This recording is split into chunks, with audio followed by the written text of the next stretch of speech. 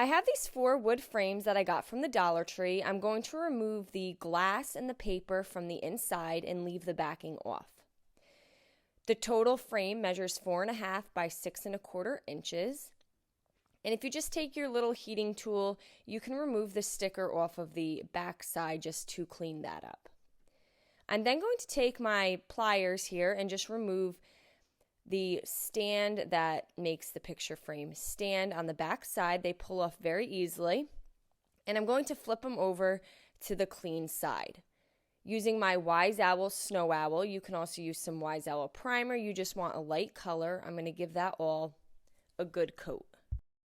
I will set those aside to dry, and I'm going to go back to the framed pieces, and I'm going to remove the little metal piece they have at the bottom of each frame, but I am going to keep the screws because they will go back on at a later time.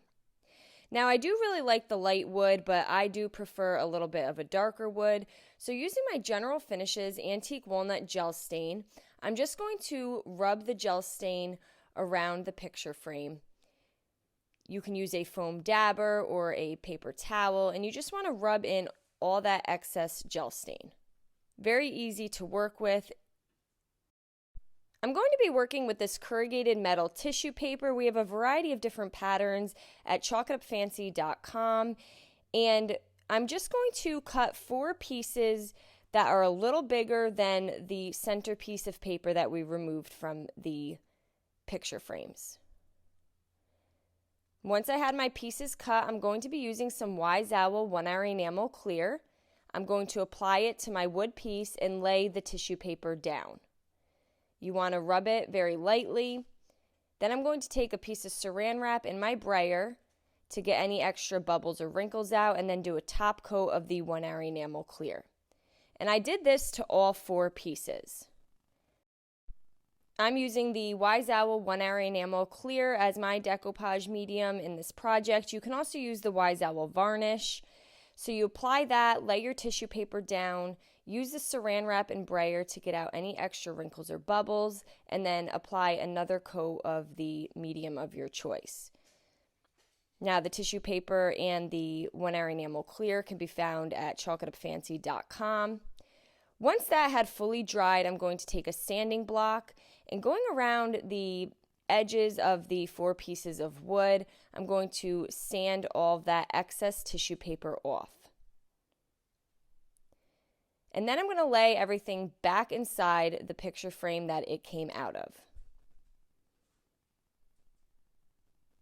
And then you can add your little metal piece back to the bottom. I just like this extra detail. You can even add a little note in there if you'd like. Now, using some wood glue and some hot glue, I'm going to start creating a little box out of my 4 pieces. The wood glue is going to be the stronger hold. The hot glue is going to give it that instant hold so you don't have your pieces falling. And we're just going to glue all the pieces together until we have this nice little box created. And you want to get off any excess glue that seeps out as you're making this. Now I have these Jenga blocks. I'm going to glue 1 on each side, leaving a very small space from the top of the picture frames. And I'm just eyeing this. It's a very small space that I'm leaving. And then I have a piece of wood that I'm going to place on top, and this is going to be the bottom of the box. Once everything is glued down, you can then add your gel stain where it's needed. I then have these unfinished dowel caps that I found at Hobby Lobby. They come in a pack of about 16 pieces, and I'm going to glue them onto the bottom of the box. And then I'm going to finish it off by covering it all with the General Finishes Antique Walnut Gel Stain. And I thought this came out really cute.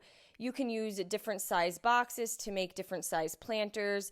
And I really hope you enjoyed this video. Paint products, tissue paper, transfers, and mesh stencils can all be found on our webpage at chalkitupfancy.com. And don't forget, you can also check out other tutorials over on our webpage. Have a great day.